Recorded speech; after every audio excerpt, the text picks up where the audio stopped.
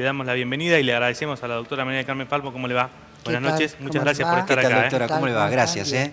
Gracias por invitarme. Bueno, un gusto, como siempre. Lo hablábamos recién en la introducción, usted lo escuchó. ¿La sorprendió la renuncia de Mahí? ¿Qué es estas cuestiones? Digo, ¿el Poder Judicial no le otorga licencias a los jueces? ¿Cómo se maneja eso? No, Independientemente que usted no tiene nada que ver porque es el No, fuero sí, federal el y fuero demás. federal. Bueno, no, pero tiene mucho que ver porque en nuestra provincia es mucho más estricto. Directamente, ningún magistrado, considerado juez, en cualquier rama, fiscal, defensor, asesor de menores, camarista, los que fueren, tienen negada por políticas instrumentadas desde la Corte, acompañada porque son políticas generales por la Procuración, a otorgar ningún tipo de licencias.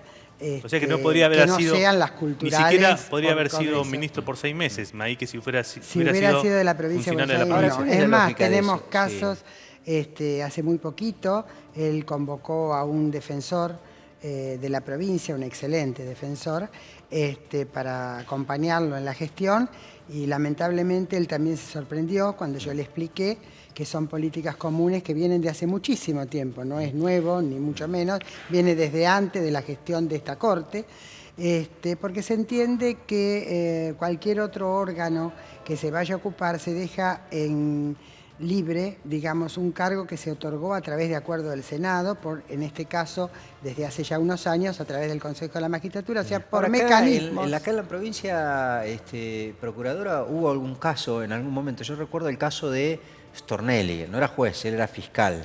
Claro, eso se lo dio el doctor Ríguez. Federal, claro. Federal, pero en ese caso sí le permitieron, digamos, porque él estuvo más allá. En todo tuvo caso, como 2 años. Sí. Y bueno, probablemente sería otra la Corte o otra la conformación. Y se lo autorizaron. Pero acá en la provincia, mire, yo le voy a dar, hay varios, hay muchísimos ejemplos, pero le voy a dar uno. Cuando estaba yo en gestión y vino el doctor Aslanian a ejercer su función de ministro, vino queriendo que viniera a acompañarlo el doctor Martín Arias Duval. Claro. Y en ese momento era juez, era juez de un tribunal oral en Quilmes, justamente, porque, bueno, él vivía en Lomas, pero trabajaba en Quilmes. Y la corte, se presentó él personalmente a la Corte para decirle su intención, para qué era, pensaba que era una persona muy proba, y él era secretario de un juzgado federal. O sea que allí le daban licencia y en caso de los secretarios se les da más tiempo que le pasó al doctor Mahí, que es juez. Claro. Y dijo, no, si quiere asumir en la provincia deberá renunciar a su cargo. Bueno, en ese caso renunció porque creo que él, se hizo cargo. Hay muchos que renunciaron. Bueno, ¿y se puede hacer algo, digamos, en materia judicial en 6 meses o casi como que ha pasado?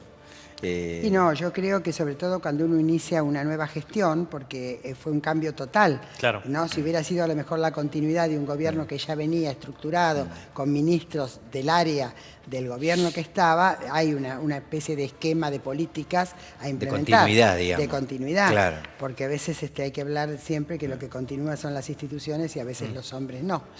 Pero en el caso que comenzaba en una gestión totalmente nueva, con tal cambio de autoridades en todas las áreas, realmente me parece que 6 meses alcanzan apenas, tal vez, para hacer un diagnóstico. Él tenía un antecedente que era muy valioso porque él fue también juez de casación en la provincia de Buenos Aires. Cuando se cambia el código procesal, 98. Claro, en el 98, él un poquito después, él fue el que integró la sala tercera de esa casación. Sí, de aquella época se le recordaba con tono quejoso, algo de reproche en la carga, digamos, se recordaba algún fallo relacionado con un abuso de una menor, pero bueno, tampoco, digamos, tengo precisión y no quiero meterlo, te la tengo digamos, en ese momento. Sí, quiero decir que no permitió concretamente, digamos, un aborto. Quiero decir que él conocía el sistema acusatorio, el funcionamiento, conocía la provincia por haber trabajado en ella desde el mismo seno del Poder Judicial, pero creo que en este momento no sé si le iban a otorgar una prórroga de licencia, en principio no, y ha decidido irse. Yo estuve ayer con él, porque estuvimos en una reunión. ¿Le adelantó algo? Para nada, para nada. Estuvimos con él, el ministro de Economía y el ministro de Trabajo con la Corte. La CUNCE y Villegas. Claro, por el tema, sí. Con los colegios magistrados y la Asociación. Hablemos de eso, digamos, ya que introdujo ese tema, digamos, está complicado. Uno habla con abogados y dice, la verdad, muchachos, pónganse de acuerdo porque no hay justicia. No hay justicia directamente. No, estuvo muy complicado, creo que fue no sé si no fue una de las huelgas más largas. Siempre, cada tanto hay una huelga judicial por reclamos. De hecho, la Corte intervino en alguna otra oportunidad. Exacto, sí. Ya estaba yo integrando la Procuración y intervenimos. Y no hace mucho. Pero de cualquier modo, en este caso fue muy prolongada. Y entonces llamamos desde Corte y Procuración a una conciliación de diálogo para ver si algo se lograba, y la verdad que la reunión fue larguísima. En el día de ayer se llegó a una solución y hoy en la Asamblea aprobaron lo que habían medianamente acordado, y mañana a las 8 de la mañana todo el mundo comienza a funcionar. Quiero decirles que los magistrados y los funcionarios trabajaban. Era en general de empleados. Y algún funcionario que por ahí se ha plegado, no sabría decirlo. Doctora, ya vamos a hablar de temas que tienen que ver eminentemente con la gestión de la Procuración, porque hay temas muy importantes. El tema de la estadística de femicidios fue de alto impacto incluso en la opinión pública, y también del caso de Bahía Blanca, porque usted creo que tiene algo importante para aportarnos.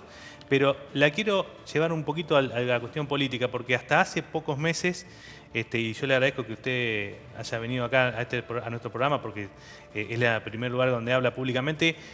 Se hablaba mucho de la necesidad de un cambio en la Procuración, hubo incluso una especie de embestida política. ¿Usted ya pasó ese cimbronazo? ¿Usted lo atribuye a alguna cuestión coyuntural de la política o forma parte de lo que usted podría decir ya después de casi 15 o 20 años de la Procuración, que son gajes del oficio, digamos? No, yo le voy a decir que no hace 15 ni 20. El 11 de agosto cumplo 12 años en la Procuración. Lo que pasa es que me conocen de épocas que he ejercido otros cargos. Bueno, pero de cualquier manera hace mucho. No, la verdad que he tenido algún cimbronazo, como ustedes lo conocen, público, a través de la prensa y demás. ¿Atribuible a? Bueno, en realidad son cuestiones que no sé bien qué es lo que se critica puntualmente. Si yo supiera cuál es el tema puntual, no lo sabría. Tampoco puedo decir si es el gobierno de la provincia, si son operadores externos. Usted sabe que en esto a veces se mezclan las cosas. Sí, incluso hay un dirigente que está muy, muy vinculado al gobierno nacional, que es la doctora Carrió, que ahí tenemos nosotros marcada una frase que ha dicho en las últimas horas, que es bastante fuerte, digamos, bastante violenta. Mire, hay que ir por Falvo y todos los fiscales que transan con las mafias y el narcotráfico quisieron que se convierta la provincia de Buenos Aires en un terreno fértil para el narco, digamos. Es una... Bueno, realmente creo que es una acusación que a mí me gustaría que mostrara pruebas. Además, involucrar tanto sea los fiscales como cualquier órgano de la provincia de Buenos Aires dentro de la justicia, me parece un tema nefasto, porque que la gente tenga la idea de que no puede creer en la justicia, que es la última ratio que tenemos para poder de alguna manera llegar al hueso. Y además no existen razones demostrables que esto sea la realidad. Y además hay un error, incluso en el concepto de la doctora Carrió, que ella habla de narcotráfico. Y nosotros en realidad, usted lo sabe muy bien, ustedes lo saben, porque en esto son muy expertos en lo que se trabaja en la provincia de Buenos Aires. En el menudeo, la famosa desfederalización fue... Es el menudeo, es la venta directa al consumidor, y los que tienen que averiguar, investigar y saber qué pasa con los narcotraficantes es la justicia federal. Sí, usted es una, digamos, la procuradora de la provincia de Buenos Aires hace 12 años y demás, pero usted es una mujer, usted lo decía, la conocemos hace mucho tiempo por el ejercicio de diferentes cargos públicos, una política por naturaleza. Bueno, independientemente de la gestión técnica que ocupa ahora, está claro, digamos, ¿a qué atribuye este tipo de embestidas con semejante nivel de violencia? Bueno, digamos? Yo quisiera saber cuál es el interés, no lo sé.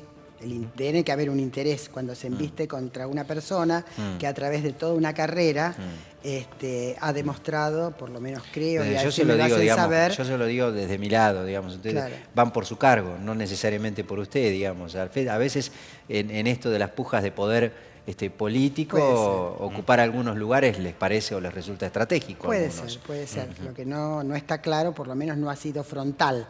Sí me han llegado algunos mensajes aislados de alguna intención, pero no ha habido un encaramiento frontal que me dijeran que quisiera mi cargo. En algún momento yo salí a decir, cuando decían que había renunciado, que no solo no había renunciado, sino que nadie me había pedido la renuncia y que además entendía que no tenía yo motivos para renunciar. Cuando trabajo realmente con muchísimo ahínco, me dedico a esto exclusivamente. Y además hemos transformado... ¿Trabaja bien con la actual gestión? ¿Usted tiene que tener buena relación con el gobierno de turno? Yo lo que tengo que tener es diálogo con todos los poderes del Estado, como lo he tenido siempre a través de mi historia. Hasta cuando era directora de una escuela y tuve que ir a pedir por una escuela nueva, cuando dirigía a chicos en la escuela del Batallón Viejo Bueno, en Quilmes, que era dentro del batallón. Y yo salí a pedir una escuela con todo un grupo de gente. Nunca las labores son unificadas en una persona. Yo creo mucho en los equipos de trabajo. En eso, cuando le escucho a la gobernadora, coincido. Uno, si no tiene un muy buen equipo de trabajo, no puede lograr nada. Entonces, lo que yo quiero decir es que creo que a través de mi larga trayectoria, analizando cualquiera de los cargos en que he estado, nunca jamás estuve tachada de nada que pudiera no ser el trabajo cotidiano. Y usted decía, nunca me lo vinieron a pedir. Si se lo hubieran ido a pedir, ¿qué? Digamos, Yo me tendrían que dar las razones y yo tendría que analizar cuál es la actitud a tomar. Porque la única forma para apartar a un procurador general de la Corte es a través de un juicio político. Exactamente. O una voluntad propia de... O una voluntad, como yo dije, algún día, no soy eterna, algún día me iré de la función. Pero mientras las ganas, el empuje, la garra me mantenga y tenga salud, me parece que... Hablemos de algunas cuestiones técnicas que preocupan a la gente y mucho, sobre todo a partir del caso trágico que ha ocurrido en las últimas horas en Bahía Blanca. Este delincuente que está preso tenía salida transitoria o se había fugado, algo por el estilo. ¿Cómo es eso, doctora Falvo? Digamos, la justicia no tiene las herramientas como para poder ejecutar una orden de captura, como por ejemplo existía en el caso de este... Bueno, la justicia no. Nosotros desde la justicia, eso tiene que quedar claro, la gente no lo ve muy claro. La captura, generalmente pide la captura el fiscal. El juez de garantías decide si es correcto o no es correcto. Claro, el que la ejecuta es la policía. Y la ejecuta... No, nosotros, por ejemplo, tenemos un sistema muy entramado, que nosotros comunicamos no solo a la policía, que tienen el primer término, la búsqueda, sino que tenemos la conexión directa a través de Interpol. Nosotros hemos trabajado mucho a través de los fiscales generales con el área de Interpol, con las llamadas, vieron que hay llamadas de distintos colores, que significa cuál es la gravedad del tema. El famoso código rojo. Exacto, no sé verde, no sé amarillo, según lo que sea. Y nosotros eso lo trabajamos. Es más, con el tema de trata lo hacemos mucho. Sí, pero procuradora, digamos, acá no ve agentes de Interpol controlando el tránsito a ver si hay paran a alguien que tenga un pedido de captura, digamos. ¿Cómo se resuelve? Pero nosotros comunicamos, el juez de garantías es el que concedido lo comunica. Y lo comunica y eso entra en el registro de reincidencia nacional. Entonces, desde Nación se tiene que armar en la búsqueda, no solo en la provincia, sino en forma exterior también. Doctora, pero además... No es tarea de la justicia. La justicia lo pide.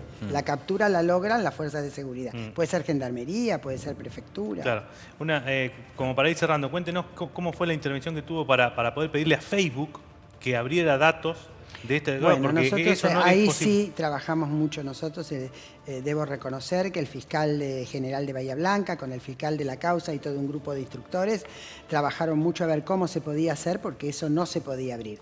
Y la colaboración la tuvimos de la embajada norteamericana. A Estados Unidos que le abran los datos para poder llegar a este hombre. A través de la embajada pedimos la apertura, porque no tenemos acá el sistema posible, o por lo menos nunca se nos ha comunicado, que existiera un sistema que nos permitiera ese trabajo. Entonces se hizo todo el trámite rápidamente desde la propia Fiscalía ante las autoridades de Estados Unidos a través de la embajada, y tuvieron una respuesta bastante certera.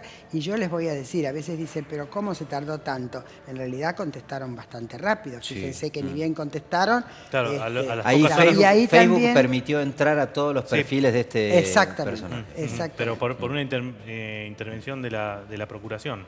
Exactamente. Y con la última, doctora, cuéntenos cómo es que se llega a que ustedes puedan concentrar todos los registros y los datos de femicidio en la provincia de Buenos Aires que se presentaron por primera vez hace pocos meses. Bueno, mire, ese es un tema muy interesante. Mire, yo quisiera decirle que no es solo femicidio. Nosotros tenemos femicidio puntualmente, que en este momento nos quita el sueño, porque nos parece algo muy grave, pero sino que en nuestras tematizadas, para que sepan cómo hacemos en todos los casos. Tenemos la desfederalización de estupefacientes desde el momento hasta que se crea un sistema. Nosotros estamos con un sistema SIM, que es el Sistema Informático del Ministerio Público, donde una vez que se entra el dato se captura y no se puede modificar. No sé si ustedes han escuchado el año pasado que se decía que no había estadísticas en ninguna parte, excepto en la Procuración de la Provincia de Buenos Aires, donde eran fidedignas y ciertas. Bueno, gracias a Dios es así, pero ¿cómo lo hacemos? Nosotros hacemos un trabajo a través del área de estrategia y gestión y a través del licenciado, la secretaria y el licenciado de administración, que es el gestionador de todas estas talleres de trabajo para poder verificar en terreno propiamente si realmente esos datos son fidedignos. Claro. Porque ¿cómo se hace? ¿Cómo se instrumenta? Desde cada Fiscalía General se remiten los datos que tienen ya registrados en su sistema informático, online. Entonces viene y allí se hace, con el secretario de Política Criminal lo recibe y lo recibe el secretario de Gestión. Se sistematiza. Ahí se sistematiza, tenemos un registro y en ese registro van apareciendo, el registro lo hemos creado en la Procuración, pero en base a este sistema. Tenemos registro de trata, tenemos registro de estupefacientes y tenemos un registro de femicidio o de violencia de género. Violencia De género y tenemos el registro de pornografía infantil, que es el último tema que no me pregunten hoy porque nos quedaríamos hasta mañana, porque es una novedad absoluta y total. El día que ustedes quieran vamos a hablar de ese tema. Ese tema merece... ¿Cómo no? No saben la gravedad, ni se imaginan. La vamos a invitar para hablar de ese tema, muy cortito, breve. Bueno, cortito, les digo, se creó, porque me interesa terminar la idea, se crea el registro propiamente de violencia de género, donde se detectan, yo he visto la nota que sacaron en el diario Clarín, que está excelente para mi gusto, porque no tiene una sola falla, donde se explica perfectamente que se sabe el sexo, la edad, el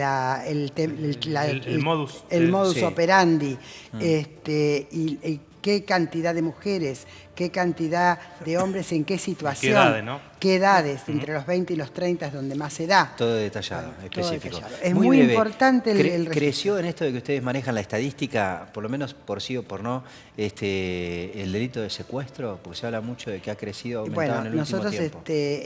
Sí, nosotros online tenemos esos datos también.